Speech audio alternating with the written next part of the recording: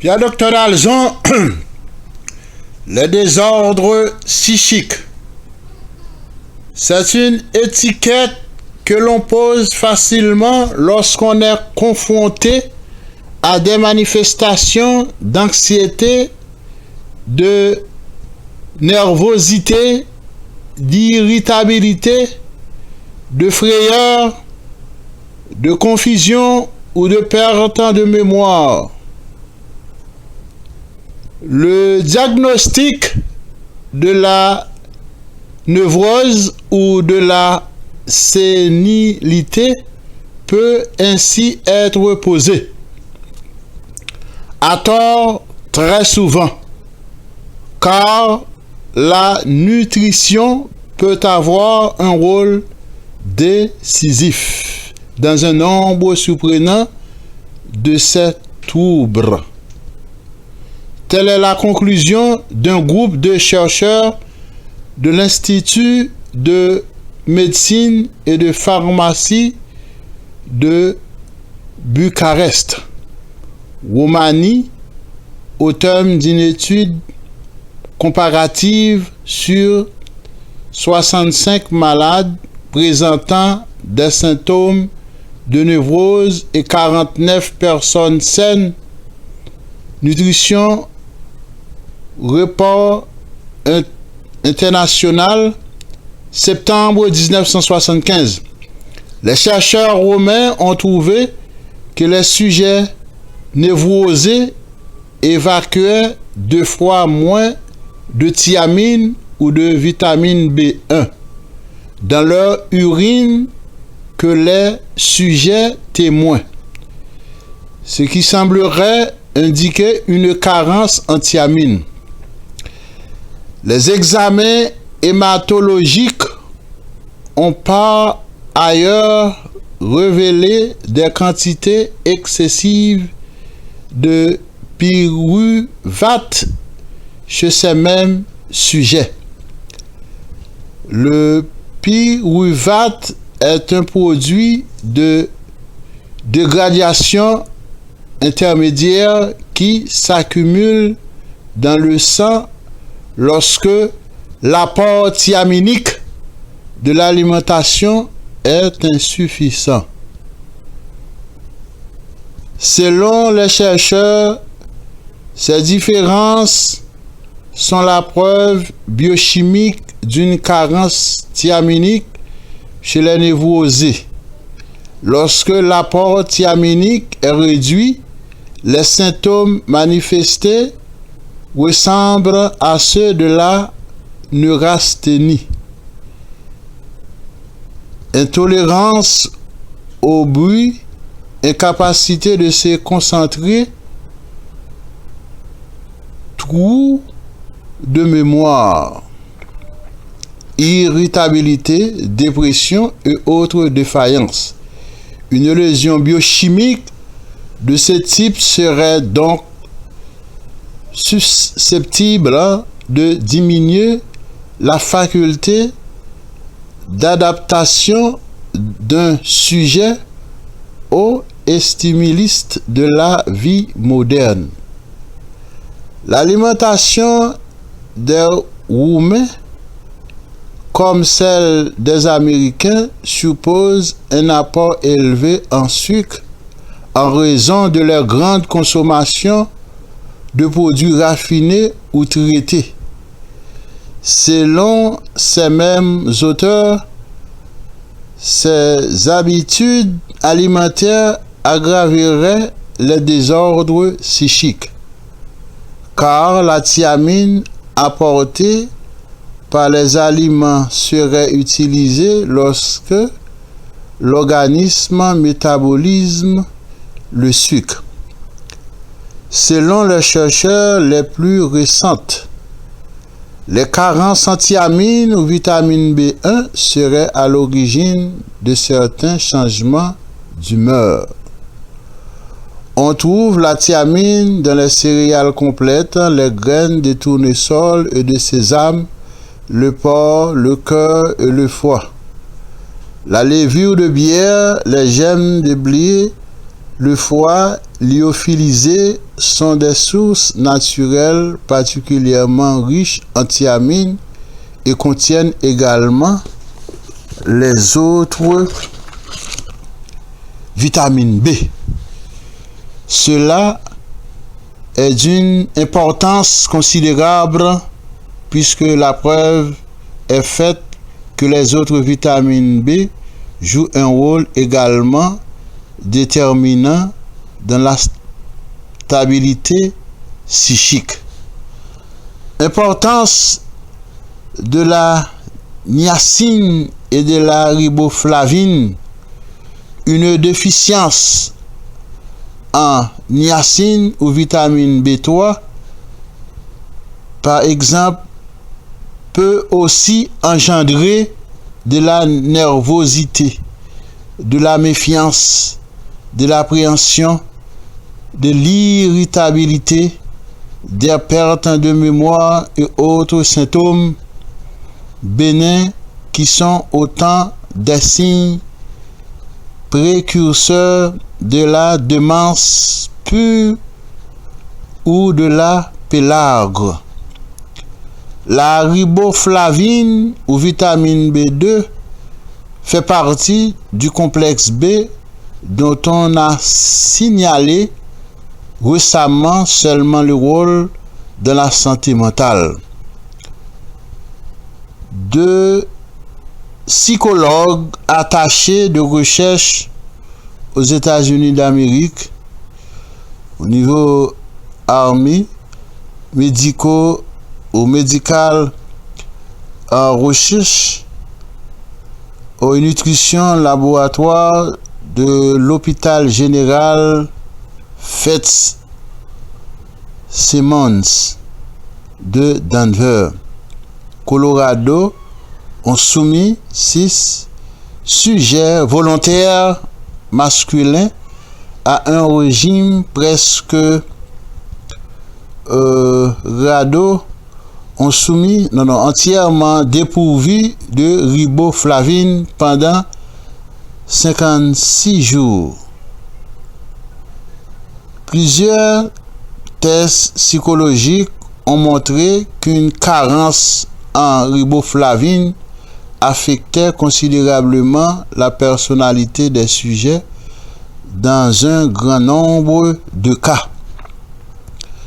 Certains patients ont souffert de léthargie, d'autres se sont plaints de troubles divers. Les états dépressifs ont augmenté, les accès d'hystérie également. Les chercheurs ont constaté un rapport identique entre les nerfs solides et un apport satisfaisant des autres vitamines du complexe B. Une carence en vitamine B12 peut conduire à une dégénérescence du système nerveux, caractérisé au premier stade par des désordres psychiques et des troubles du comportement. Le manque d'acide pantothénique, autre vitamine du groupe B, peut affecter la personnalité, provoquer un état dépressif sérieux et diminuer les résistances de l'organisme au stress. Une carence en biotine peut provoquer de lassitude, des hallucinations et un sentiment de panique, déclare le Dr Dalzon. Lorsqu'on administre de la biotine, écrit-il, tous ces symptômes disparaissent. Une autre clé des désordres psychiques, l'hypoglycémie. Une alimentation mal équilibrée peut affecter le cerveau. C'est passer de petit déjeuner, par exemple, ou avoir une alimentation trop riche en hydrates de carbone et trop pauvre en protéines peut être à l'origine de l'hypoglycémie ou faible taux de sucre sanguin chez les sujets présentant une disposition à cette affection. Si ces taux tombent trop bas, il peut résulter de la confusion mentale, de l'anxiété. Un état bas, il peut résulter de la confusion mentale, de l'anxiété, un état dépressif, des changements de personnalité. L'hypoglycémie type déclare le docteur Chiraskin et Rinsdorf est en fait le jouet de ses propres émotions dont il n'a pas le contrôle. La brutalité de ces changements d'humeur évoque fréquemment la folie. Le docteur Newbold indique que des changements de comportement spectaculaires peuvent se produire chez un individu en proie à un accès d'hypoglycémie. Un jour, dit-il, une patiente est venue me consulter parce qu'elle souffrait de dépression. Je lui ai aussitôt fait faire un examen de tolérance au glucose. Entre la 3e et la 4e heure, elle a manifesté des signes de paranoïa, se montrant inquiète et soupçonnant le personnel du laboratoire de vouloir lui faire du mal. Examinant les taux sanguins, nous avons constaté une baisse importante du sucre sanguin entre la 3e et la 4e heure. C'est la seule et unique fois de cette femme à manifester des symptômes paranoïdes. Mais le plus souvent, malheureusement, personne ne croit. Souffrir d'hypoglycémie est une cause que les médecins ne pensent jamais à rechercher. Dernière irritée, une inquiétude injustifiée ou un état dépressif n'implique pas nécessairement une hypoglycémie. Mais si vous avez des doutes, demandez à votre médecin de vous prescrire le test de tolérance de 6 heures. C'est la seule manière de vous assurer qu'un faible taux de sucre sanguin n'est pas responsable de vos troubles. Un cas d'hypoglycémie confirmé peut généralement être traité par l'adoption d'une alimentation plus équilibrée, la suppression du sucre et de l'alcool. Le rôle des sels minéraux, en outre, les carences de vitamine B et les cas d'hypoglycémie, les nerfs peuvent être également affectés par une insuffisance en minéraux.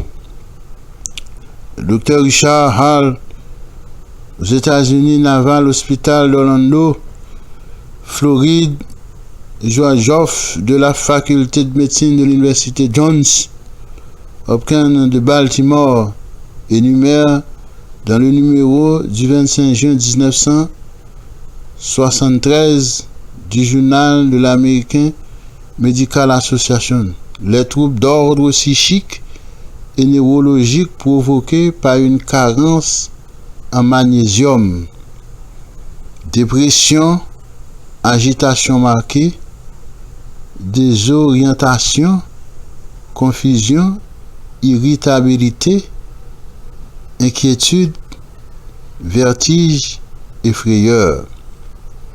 Dans leurs ouvrages intitulés Psychodiététique, les docteurs Chiraquin et Ringdorf décrivent une expérimentation effectuée il y a plusieurs années à l'université d'Iowa par le docteur William Quell, examinant un groupe de patients présentant de faibles carences en magnésium. Confusion mentale, 83% étaient désorientés au point de perdre les notions de temps et de lieu. Tout sursautait au moindre bruit, au mouvement inattendu. Le calcul est un autre élément minéral important qui, lorsqu'il est présent en quantité suffisante dans notre alimentation, joue un rôle désatif pour les nerfs. C'est ce qu'ont démontré deux psychiatres de la faculté de médecine de l'université de Washington, le docteur Ferris Petz Jr. et James McClure, dans une expérimentation portant sur 9 patients souffrant de névrose, d'angoisse et 9 sujets témoins. Les malades ont manifesté des désordres variés, sentiments de danger, imminent, peur de perdre la raison, d'avoir une attaque cardiaque, d'étouffer ou de mourir asphyxié par étouffement, etc. Les chercheurs ont observé qu'en injectant du lactate, les symptômes d'anxiété apparaissaient chez les sujets témoins aussi bien que les 9 patients névrosés. Mais lorsque, dans des tests ultérieurs, le calcium a été administré en même temps que le lactate, les symptômes d'inquiétude ne se sont généralement pas manifestés. Peut-être existe-t-il un lien non encore reconnu entre le zen et la personnalité. On a récemment constaté que 8 des 18 adolescents présentant des désordres psychiques hospitalisés à la Lafayette Clinique de Détroit souffraient d'une carence de zinc. En avril 1975, c'est en analysant les oligo-éléments contenus dans les cheveux des enfants que les chercheurs ont fait cette découverte. Même si votre problème particulier ou votre déséquilibre nerveux ne sont pas obligatoirement liés à une carence en vitamines ou en minéraux, pallier quand même les manques éventuels et renoncer aux tranquillisants couramment prescrits. Le rôle de ces derniers a été mis en lumière au cours d'une expériences menées conjointement à la faculté de médecine de Harvard et au Massachusetts Mental Health Center de Boston. Aux 40 sujets volontaires masculins âgés de plus de 60 ans, on prit soit une dose quotidienne de diazépam tranquillisant dont l'usage est très répandu, soit un comprimé placebo ne contenant aucun produit thérapeutique. Les patients considérés comme normaux pour leur groupe d'âge souffraient d'une forme de bénigne d'anxiété et de dépression, mais leur santé mentale était estimée satisfaisante. Les 4 chercheurs ont rapporté dans le journal de l'Amérique gériatrique d'octobre 1975 que le diazépam n'avait eu qu'un effet antidépressif modéré, mais qu'il provoquait chez de nombreux sujets des pertes de mémoire et un effet secondaire sédatif. Le placebo, par contre, avait un effet réducteur d'angoisse très significatif. En particulier chez les sujets les plus âgés, il améliorait la mémoire et la fonction motrice en tout, ou du moins tout en réduisant la fatigue. Étant donné que les tranquillisants peuvent déclencher des effets secondaires comme la thrombose veineuse, la phlébite, les tremblements, les vertiges, la constipation et la jaunisse. Il est préférable d'aborder les désordres psychiques avec des méthodes plus naturelles.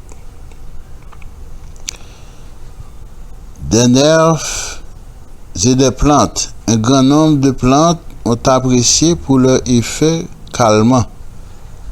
Les principales sont la calotte de prêtre, le sabot de la Vierge, la valériane, le tilleul, la camomille, le basilic, le houblon et le romarin. Citons encore d'autres plantes qui ont un effet à la fois calmant et rééquilibrant pour les neurones cérébraux. C'est le cas du thym, du mélio ou du mélilo, du lotier, de la lavande. La calotte de prêtre, le sabot de la Vierge et la valériane sont des plantes qu'il faut utiliser en petite quantité. Les herboristes préparent généralement une tisane dans laquelle plusieurs de ces plantes entrent pour une faible part. La tisane ne remplace sans doute ni une meilleure nutrition ni des consultations de psychologue, mais prendre le temps d'en faire infuser une tasse et de s'asseoir d'apprécier peut contribuer à calmer. Après avoir bu la tisane, vous pouvez éprouver le besoin de faire le vide dans votre esprit et vous détendre une vingtaine de minutes en faisant, par exemple, un peu de méditation, voire aussi musicothérapie.